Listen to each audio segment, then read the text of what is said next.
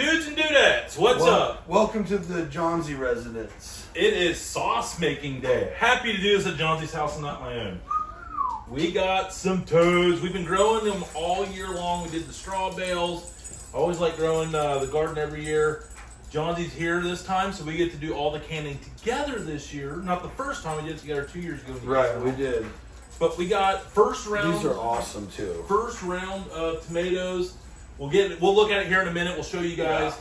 But basically, we're just going to walk you through the easiest way to cold pack some tomatoes, how we do it to make it thick, how to make it good, some little tricks along the way to make it less acidic, but also just start to finish. So we hope you enjoy it. Right.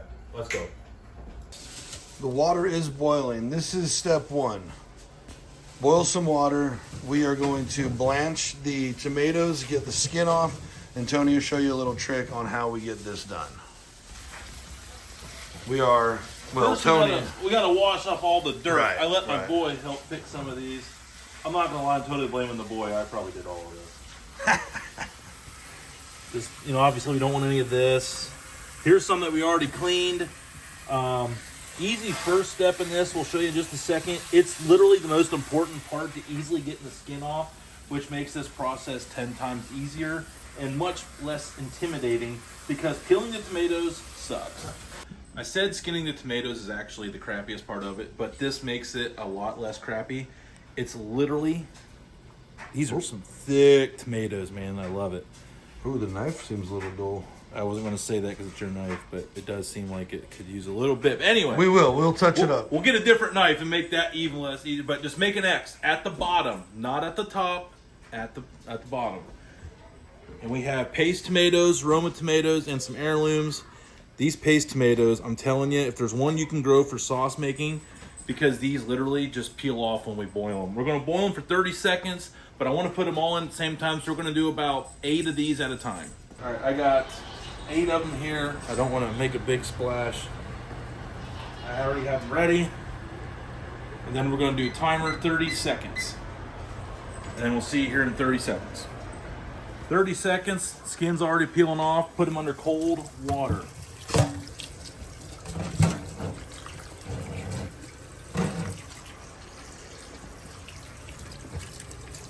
All right, look at that. That is beautiful. Already coming off. Because of that X, you just grab it at the point and peel it up. We are almost done here. Got a few tomatoes laying around. I'll make a lot of sauce. So we're going to let these keep cooling down here, and then we're going to start skinning them. Again, I got this down to a simple process. It's a little messy, but it's less dishes. So we'll do that next. Yeah. Okay, they're cooled off. You can see it's already peeling right there. Just grab the point and peel it. Seems simple enough. Like a banana. And again, This that speeds is, up the process. yeah. And then you're like, okay, now what? You do not. You take it like this. You got your end on here still. Oh, sorry. Oop, wrong pot. I left my stock pot up at Dalton Farms. And you just get it, pinch it, and you just keep that nipple of it right there at the end. You don't put that in there. And then look how chunky it is. Here we go. All right, Johnsy, get your gloves on. Time to get to work. All right, folks, we have the peppers, a Cubanelle, and a spicy one from Tony's. A bunch of garlic that we built Allison on. We will chop that up. There's our onions and our carrots, but check out this gold mine. This is what we ended up with. I mean, that is a lot of sauce. So we'll get it all, it's already heating up, running about 200. This is like a brisket. This is like, getting this part is a little tedious, but then you need to switch to patience because this is now going to be hours until this is done. Don't cook it too much. Just roll it 200, 225, and just let it do its thing. Or like a low to low medium, maybe. Bring it to a boil, then turn it down to a simmer. Right. Would be the best thing I can tell you. And we will hit you up on the next step, folks. Stay tuned. The Ohio State and Texas football game going on in the background, but it's time to start adding the flavor. The peppers Tony diced. I got to mince up the garlic yet a little bit. But we're going to get this mound of onions. Tony, explain the carrots. Yeah, everyone's like, why are there carrots? We're just going to put those whole carrots in there. When they cook down, they turn into a nice sugar, and they cut down on the acid a little bit. But it's a local trick I learned from the old timers here locally, and it works out really good. It just gets softer and softer, and you mush it in. It's a nice little addition to the sauce. It's the same idea as bolognese with the sofrito. Yes, that works. On the garlic, just a rough mince, that's it. It'll all break down in there. That's it. Next stop, season it up. Seasoning time. Italian seasoning. A dollop. Right, just season to taste. Yeah, go light. We're gonna have to more. adjust this, but that's a ballpark. That's a good start. Add in some extra oregano. There's already a little bit in Italian seasoning, but Who doesn't love oregano exactly, and sauce? and it's insanely good for you. Putin, that too. Well, We're going to do a little smoked paprika. It's not going to make it spicy, but that little smoked flavor add to it should add an extra layer to it. So just a nice little dusting on top here. And if we want more, we can add more. always. Some California garlic, so it's got to be better, right, Johnsy? Well, it's actually well known that California does really good All right, garlic. don't They're do not it. the That best was rhetorical. in the world. You suck. Rhetorical! A little extra onion in the granulated form. And our favorite, the pepper medley. Every time. Every recipe, every time. Unfiltered extra virgin olive oil, the best. All right! E-V-O. Nothing's going to stop us now. And salt. We're going to add a few bay leaves. Those are from back home. Little California into this Ohio concoction. Love it. We're going to add some tomato paste in here. We're going to start out with 2 small cans, and we'll see how thick it is when it's all said and done. We got more if we need to add more. This is probably the pricey spot. The tomato paste is a little more expensive, but it's very critical. And this is the organic kind. Thanks, Johnsy. Yep. So we're going to put 2 cans to start out. Now we're just going to mix all this together, get it good and happy. And now comes the fun part, waiting. Yeah, that's the bummer. Oh no, college football's on! Oh, we have to hang out, watch Oh, football. yeah. This sucks. Everyone hold their sadness, please. Pray for us. All right, folks. It's been about an hour and a half. This is what it looks like. Oh God, it smells so good. It does smell really, really good. It tastes pretty good already.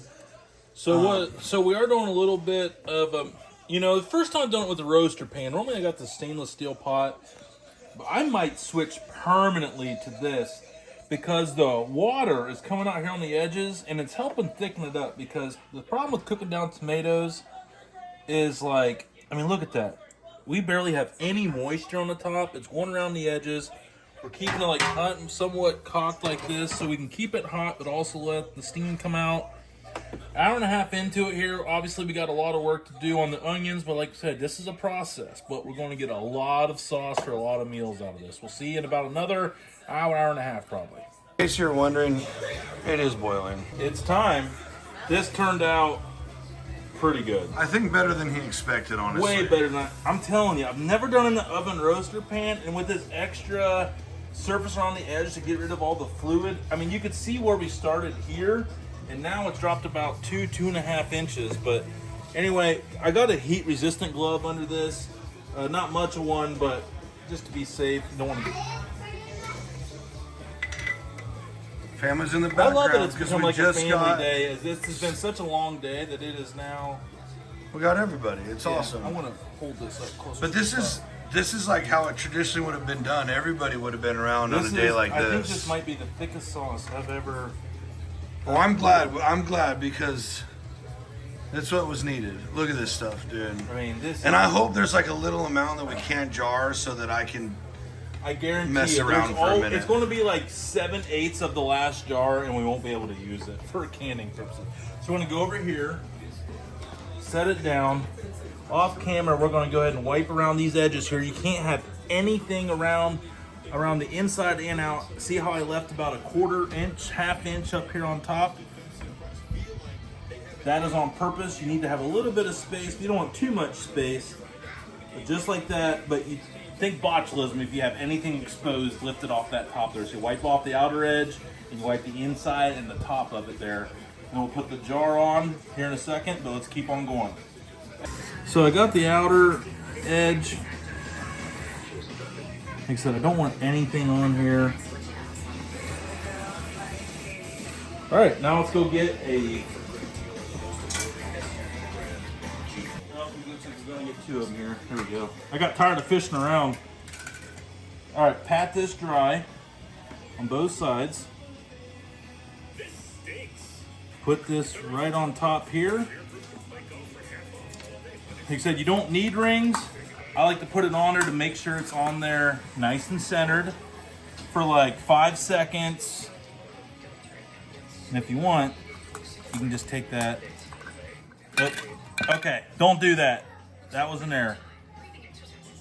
Johnsy, why'd you let me do that? I don't know. Just leave the lid on for right now. Just leave the lid on for now. That's the easier way to do it. You live and you learn them while you make these too. It goes when you go to just do it naturally and trying to teach people, you leave out a couple steps. Then it's just rinse and repeat that process, right, buddy? Yep, until we're out, and we'll see how many we end up with. I got 8 jars out here. I don't think we're going to have that much. We took a lot of this out. An update, the carrot in the oven roaster did not disintegrate, but that's all right. We still got a lot of flavor out of it. Yeah, it did its job. Know that, folks. And that's been verified by multiple sources, actually. Yeah, it's been actually, for no sugar in this sauce, it's really good. 1, 2, 3, 4 sources. What's up, everybody? This is what we got. We got 6 jars, Gallon and a 6 half. quarts, which, hey, we are happy with. And another half that Right. Johnson's going to use tomorrow for a good meal. Yes, sir. So, I'll be the best fresh sauce you can have. do we need more towel than that? Nope. Okay. So basically you cover it like that just to not only help cool down, like control the slow down temp on the glass, but if one were to explode, it's not going to go all over the freaking place because you got it covered up. Yep, there you go. We use them water bottles just to kind of weigh down. Ran out of rings. I left them there. That's smart, Johnsy. Nicely done. So now you just kind of let them go, and in the morning, and you'll see how many seal. If you're lucky, in the middle of the night, you'll hear the, I forget what I call it. It's called the Song of the Appalachian People. And that's your jars sealing and popping. We forgot to film the video, but we were 6 for 6 on them sealing in the morning. So Tony took his 3, and here's my 3. First round of sauce of the year.